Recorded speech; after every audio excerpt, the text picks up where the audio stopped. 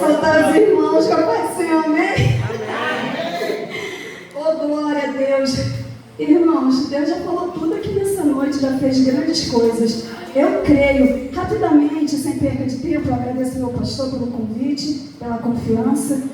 Convido você que abra suas Bíblias no primeiro livro dos Reis. Aleluia, glória a Deus.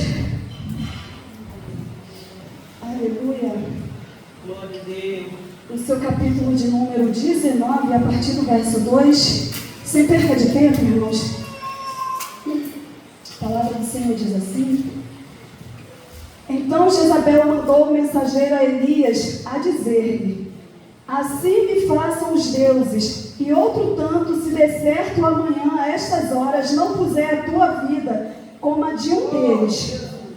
O que vendo ele se levantou e para escapar com vida se foi, e chegando a Berseba, que é Judá, deixou ali o seu servo.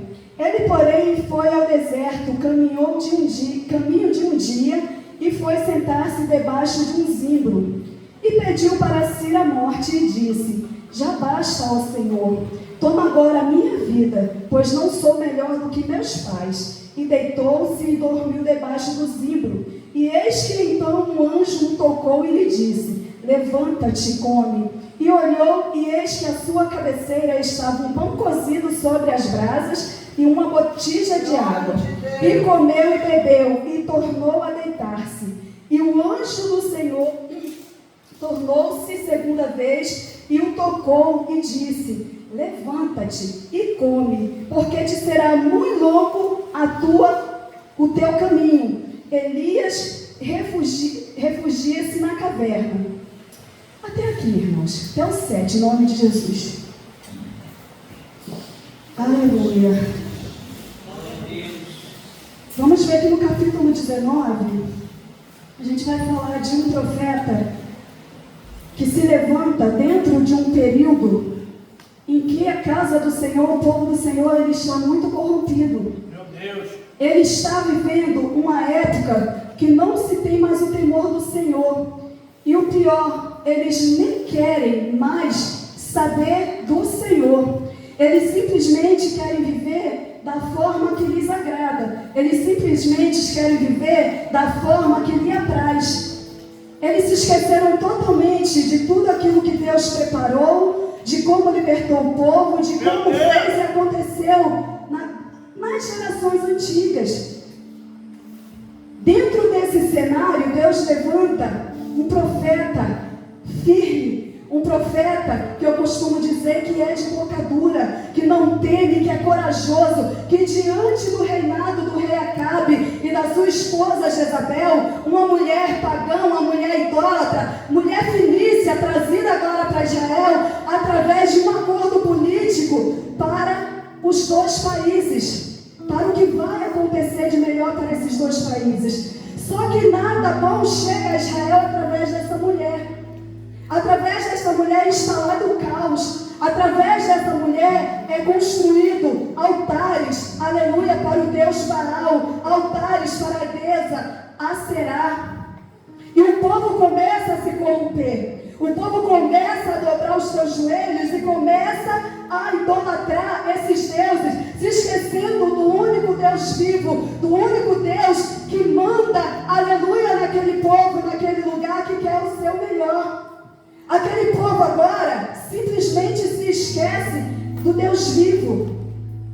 E Deus levanta nesse cenário de caos, nesse cenário de idolatria, esse profeta que não teme, esse profeta que vai até o palácio, esse profeta que põe o dedo na cara de Acabe e diz que ele está levando o povo do Senhor à ruína. Esse profeta que começa, aleluia, a incomodar aqueles que acham que sabem de todas as coisas, que estão no poder, que tem que ser como eles querem. Esse profeta agora, ele vira uma pedra no sapato de Jezabel. Esse profeta agora, ele tem que sair de cena, porque Deus, ele começa a falar, ele começa a mostrar. Mas ninguém quer estar ouvindo. Elias, dentro da autoridade que o lidar, ele chega diante daqueles reis, diante daquele povo, e ele profetiza algo para aquela nação. Ele profetiza que por 3 anos e meio não cairia uma gota sequer de água, nem sequer uma gota de orvalho cairia naquele lugar, para que o nome do Senhor fosse glorificado. Agora mesmo que começa os apontamentos de que Elias não é de Deus, de que Elias é do inferno, é do diabo, porque ele profetiza algo de ruim para aquele lugar. Ele profetiza algo que começa a morrer animais, que começa a faltar o trigo, começa a faltar o alimento, começa a se instaurar um caos, aleluia, da fome, de mortes, por falta de alimento e da água.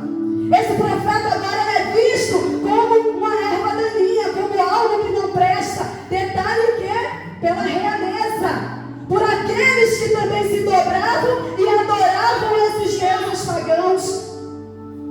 Aleluia! Mas Deus está no negócio.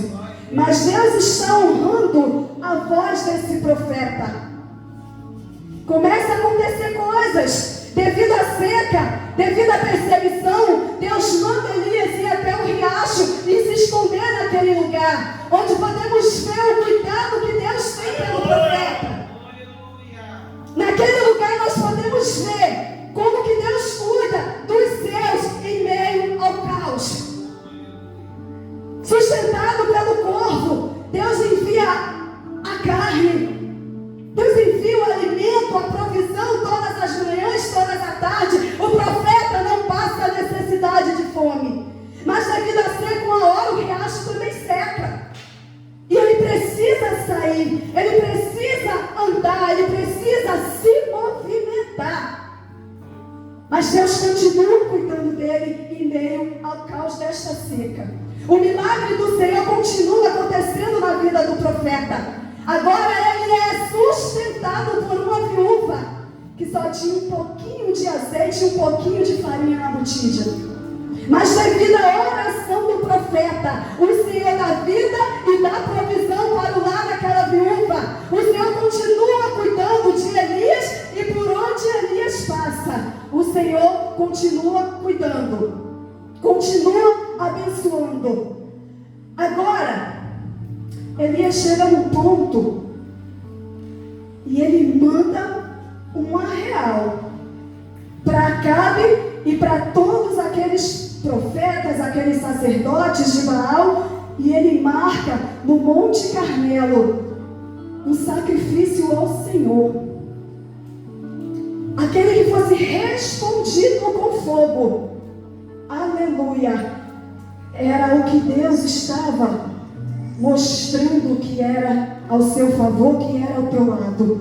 Agora no Monte Carmelo temos 650, pastor? 650 profetas de Baal.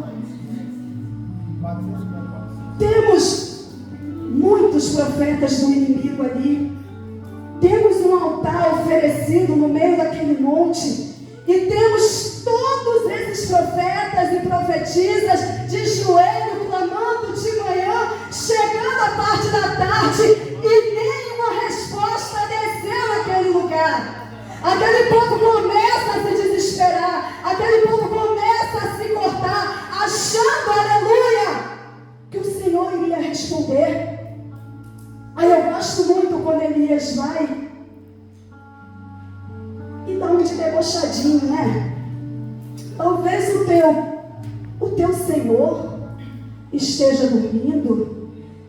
Fala mais alto, clama mais alto, talvez Ele escute o teu clamor. Nada disso. Tira, limpa, chega, já deu. Não vai mais acontecer. O tempo de vocês aspirou. Agora vamos ver o que Deus vai fazer. Agora Elias pega e monta aquelas pedras. Elias limpa todo o altar, tira toda a cinza, tira toda a sujeira, tira todo aquilo que impede um sacrifício de verdade, um sacrifício limpo, aleluia, de verdade. Ele limpa, ele tira a cinza, ele começa a colocar as madeiras, as lenhas, ele começa a preparar, jogar ali em cima, aleluia, os bezerros, tudo ali em cima, sendo oferecido, preparado aquele altar. Mas ele volta daquele monte, e volta daquele sacrifício, ele cria uma grande vala naquele lugar, e ele preenche de água uma vez, e ele preenche de água outra vez, e ele enche de água aquele lugar. Sabe por quê, irmãos? Porque Elias sabia e conhecia o Deus que ele servia. Ele sabia e conhecia o Deus que ele iria clamar naquele momento. E ele começa a clamar.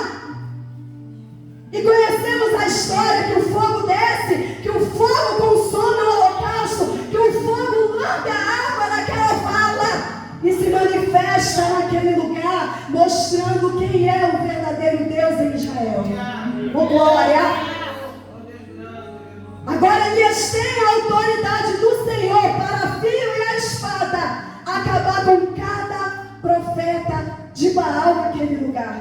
Não sobra um, não escapa um, porque Elias, com a autoridade de Deus, ele mata um por um com sua espada. Oh, glória! Agora, vamos entrar onde a palavra que o Senhor me deu? Aleluia!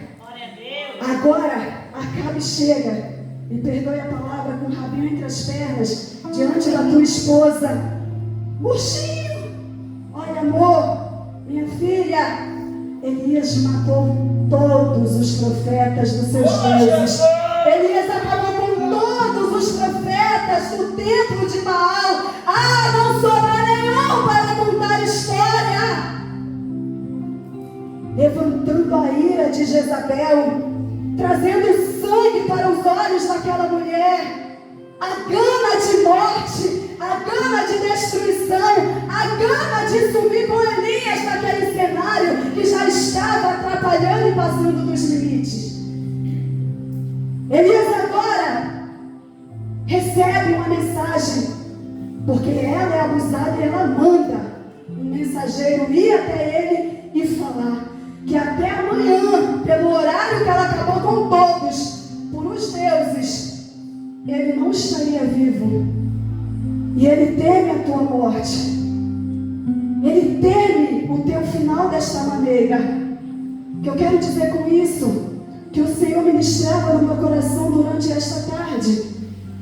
Que podemos ser servos do Senhor. Que podemos ser vasos do Senhor, ungidos e escolhidos por Deus. Mas temos os nossos momentos de sentirmos medo, porque somos carnes, porque somos seres humanos. Sabemos que Deus ainda está no controle, mas dentro de nós existe o medo de que o mal aconteça. E Elias era servo escolhido pelo Senhor, mas sentiu medo de morrer. E ele foge, e ele vai, e ele chega, deixa um dia após a sua partida o teu servo em Judá, e entra pelo deserto afora sozinho. Creio que aquele homem estava tão triste, tão abatido, tão ferido, talvez em depressão, né? Hoje em dia é o que nós vemos em todos os lugares, dentro da casa do Senhor, dentro dos lares, por todos os lugares que nós olhamos, a depressão está instalada, a ansiedade tem atacado com força. E eu acredito que este profeta, ele estava desta maneira, olhando para o lado. Não tem, Rogério, um profeta para dar as mãos. Olhando para o lado, Rogério, não tem um servo de Deus que dê as mãos e passe com ele por aquele momento.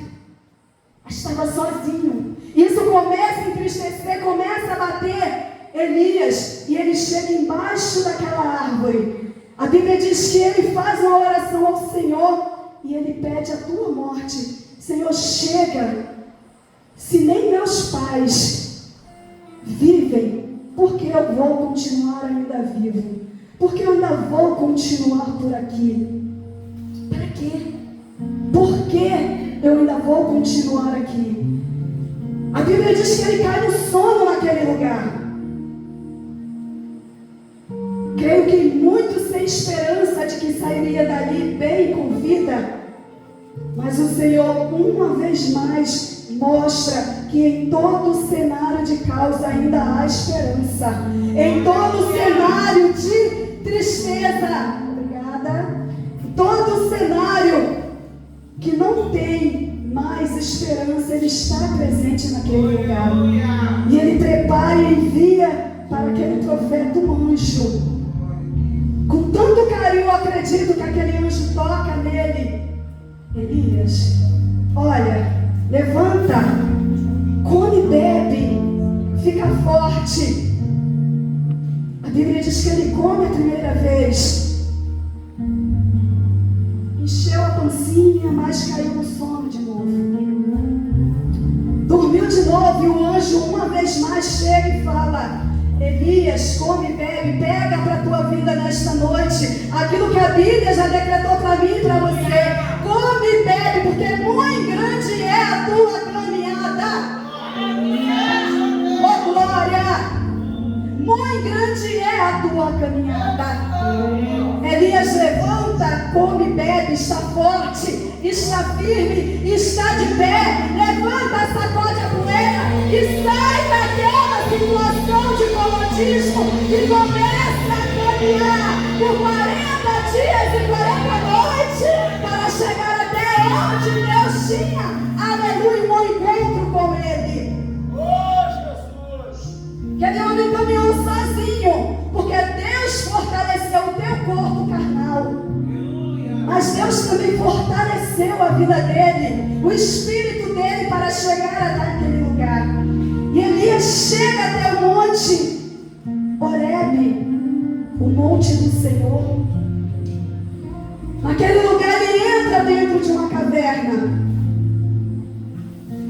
E o Senhor fala com ele: Elias, o que fazes aí?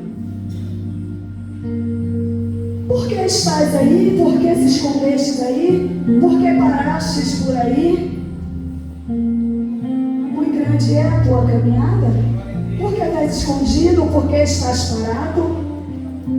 Diante de vendaval, terremoto, fogo, nada disso falou com Elias. Mas uma voz suave, uma brisa suave, veio ao encontro de Elias naquele momento e deu a direção ainda do que ele devia fazer. Dizendo para Elias algo que despertou o teu coração para uma alegria. Eu imagino dessa maneira: eu olho para a casa do Senhor e aos meus olhos estão todos mortos. Só eu sobrei. Aí Deus vem ao meu encontro e fala assim: filha, ainda restam 7.000. Ainda restam 7.000 que não se dobraram diante aos deuses de Baal. Oh glória, eu não estou sozinha. Oh glória, eu tenho, aleluia, companheiros para guerrear. Eu tenho pessoas que vão me ajudar a defender o nome do Senhor, porque eu poderoso, mas o nome de Deus ainda precisa ser trazido naquele lugar. Aí a voz do Senhor fala manso e suave com Elias. Aí vamos ver que aquele que perseguiu, aquele que quis matar, aquele que quis destruir o servo do Senhor, agora começa a decair. Agora começa a ser jogado por terra todos os projetos do diabo. Porque a Bíblia vai falar: Acabe já bateu as portas, mas agora está em seu lugar o Acasias, seu filho. Ruim pra caramba. Ruim pra caramba. E Deus no Monte Horebe fala para Elias: olha, você vai constituir um rei novo. Se eu não me engano, é tantos nomes que a gente vê Esquece, eu acho que é Síria. Você vai constituir um novo rei na Síria. Você vai também colocar Jeú, constituir Jeú rei no lugar do filho de Acabe, porque também não levantará daquela cama mediante aquela enfermidade, e vai levantar Eliseu como profeta no meu lugar. Olha só ainda o que Elias tinha para realizar no nome do Senhor Jesus. Ele ainda tinha uma direção a ser dada para deixar encaminhado, aleluia, em Israel. O profeta duro, o profeta que não temia, o profeta que falava, doa quem doer e mandava real, gostasse quem gostasse. Ele não estava nem aí para a opinião alheia, mas ele queria obedecer somente ao teu Deus. Oh glória, estamos no final da vida de Elias, mas ele está preparando alguém que pediu porção dobrada para si. Ele está preparando alguém que precisava, aleluia, também não temer. Ele precisava que alguém também tivesse uma intimidade da maneira que ele também tinha com Deus. Alguém que escutasse a voz do Senhor como ele também escutava. E ele começa a preparar Eliseu. Coisa linda também a história de Eliseu. Coisa linda também a porção dobrada que este homem recebeu do seu profeta, do seu Senhor, do seu mestre. Aleluia! Eu quero dizer para você nesta noite, não sei como você entrou por essas portas, não sei da maneira a qual o teu coração entrou neste lugar, não sei qual a tua preocupação, não sei se você está lutando dentro do teu lar com a depressão, com a ansiedade, com lutas individuais com teus filhos, no teu casamento, mas eu quero te dizer que Deus ainda está no lugar de sempre. Ele ainda está no controle da minha e da tua vida. Ele ainda está cuidando de mim e de você, mesmo que pareça um período que não tem solução. Muitas vezes estamos dentro de casa com o caos instalado. Ah, mas tu é crente. Mas eu sou ser humano e a Bíblia diz que no mundo eu terei aflição. Jesus falou para os seus discípulos, preocupados de deixá-los sozinhos, depois que ele subisse ao céu.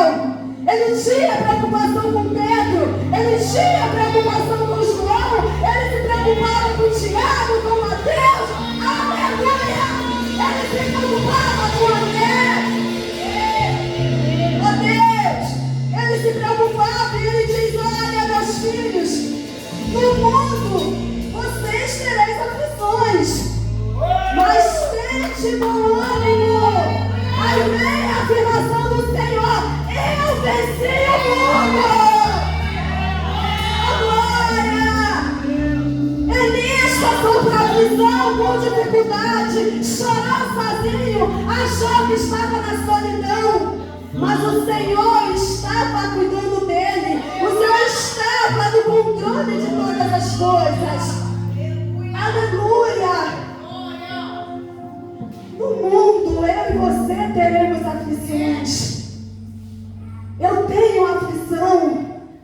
Eu estou no meio de um vale, de uma dificuldade, mas Deus ainda está no controle da minha vida. Ah, irmão, hoje eu escutei assim, na varanda da minha casa: você é muito forte. Se fosse eu, já tinha desistido, já estava reclamando todo dia, já estava falando: Deus, por que eu? Tanta gente, eu procuro ser legal com o Senhor, com as pessoas. Eu falei assim: mas o sol brilha para todos. O sol, ele brilha para todos. Coisas boas ou ruins vai acontecer para o crente e para o não crente. A riqueza vai vir para o crente e para o ímpio. A enfermidade foi dita nesta noite, vai vir para o crente e para o não crente. Ai, no mundo tem a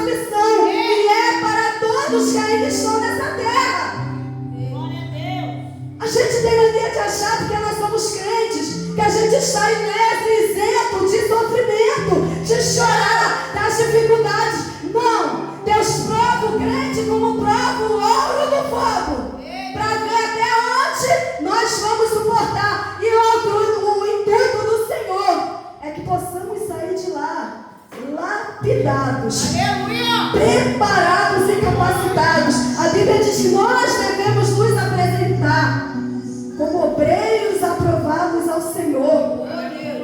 Para isso precisamos passar no fogo. É cada deserto dolorido, é cada dificuldade que o crente passa, que só Jesus na causa. Eu estou falando, e Deus está falando é para mim primeiro.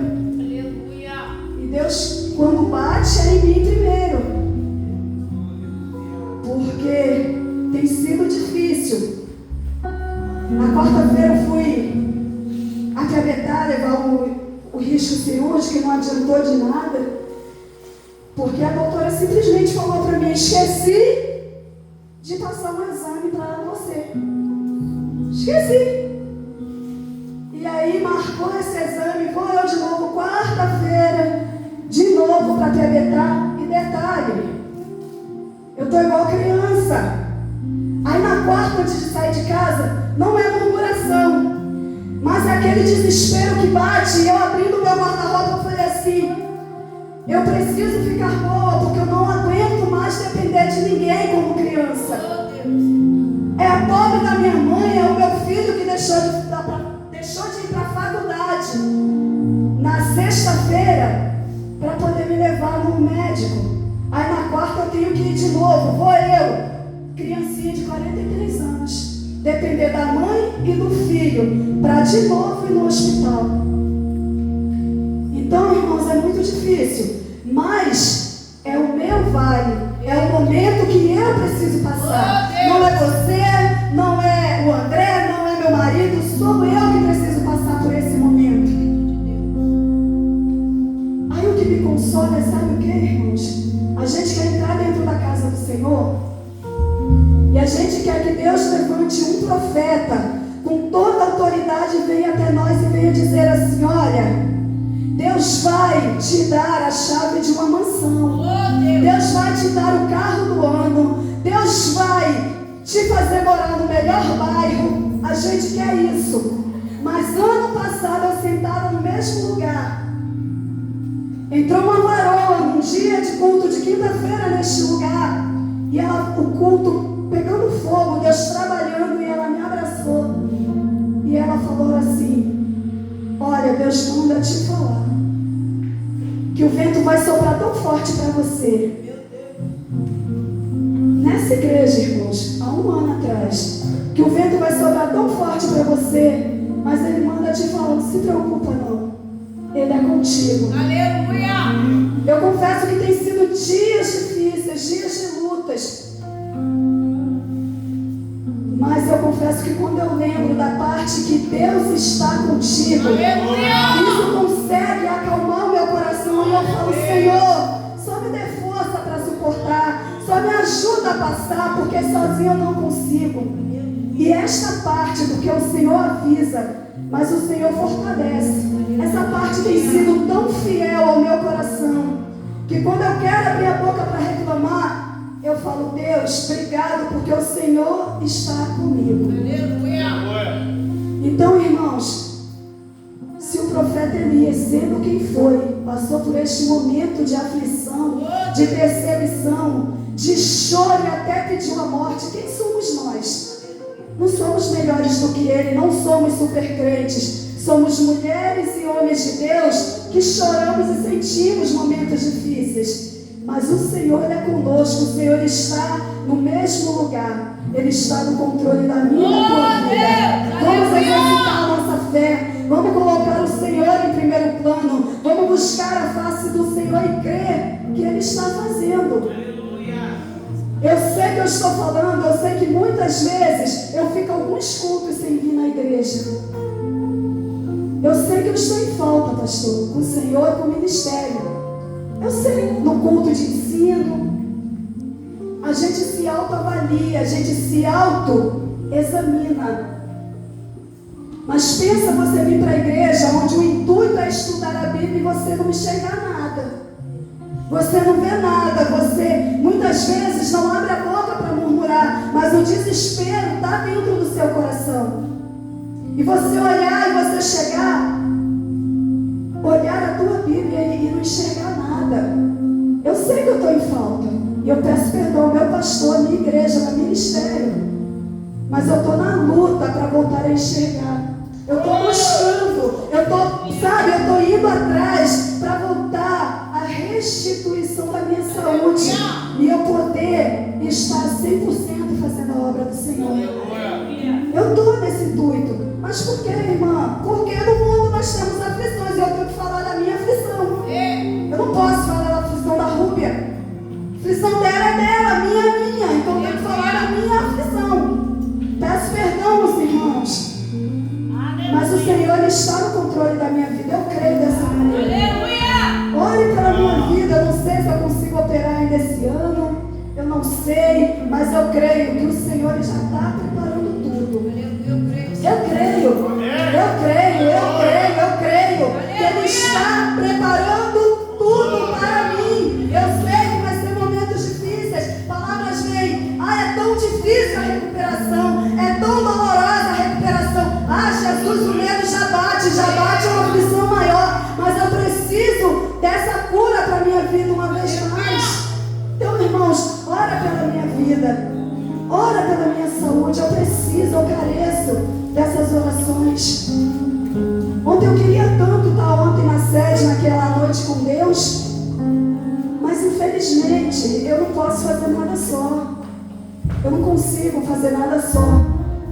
Então eu quero muito, eu preciso muito dessa cura para poder voltar a fazer a obra do meu Deus com excelência, como eu sempre fiz. Como eu sempre fiz, com muito amor a obra do Senhor. Então, irmãos, quando pensar na tua aflição, lembra que Elias também passou, mas venceu. Sabe qual foi a recompensa de Elias? Nem morrer Elias morreu. Elias foi levado ao céu, no redemoinho, com vida. Encontrou o mestre, olha só, com vida. Então chegou a recompensa do profeta Elias. E a minha e a sua também vai chegar, em nome de Jesus. Eu convido a igreja a postar os seus pés, amém? Rapidamente. Oh, glória. Vamos orar rapidamente uma vez mais? Soberano Deus, maravilhoso, eterno Pai. Senhor, em tua presença nos colocamos, Pai. Te agradecendo, Jesus, por esta noite. Te agradecendo, Pai, por este culto. Senhor querido, por ver, Senhor, o teu mover, o teu agir. Por sentir, Deus, a tua presença neste lugar. Por pessoas, Pai, terem sido tocadas por ti, ó Senhor. Deus, muito obrigada, Pai, pelos teus benefícios, pela nova